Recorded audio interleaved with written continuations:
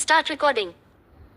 હંમેશા ભક્તિ સાચા ભાવથી કરવી, કોઈ પણ અપેક્ષા રાખ્યા વગર નિસ્વાર્થ ભાવે ભક્તિ કરશો ને તો ક્યારેય તમારી ભક્તિ એળે જશે જ નહીં.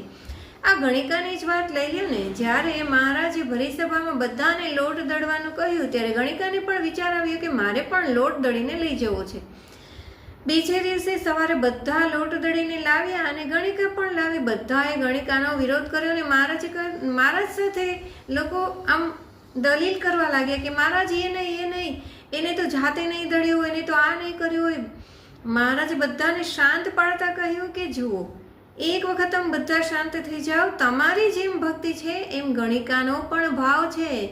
ગણિકાએ જાતે દળ્યું છે. આ એના હાથમાં થયેલા ફોલ્લા બતાવે છે કે ગણિકાએ જાતે લોટ દળ્યો છે. આમ હંમેશા ગણિકાની જેમ નિસ્વાર્થ ભાવે નિશ્ચિંતપણે ભક્તિ કરવી. ચોક્કસ મહારાજ તમને એનું ફળ આપશે ને આપશે.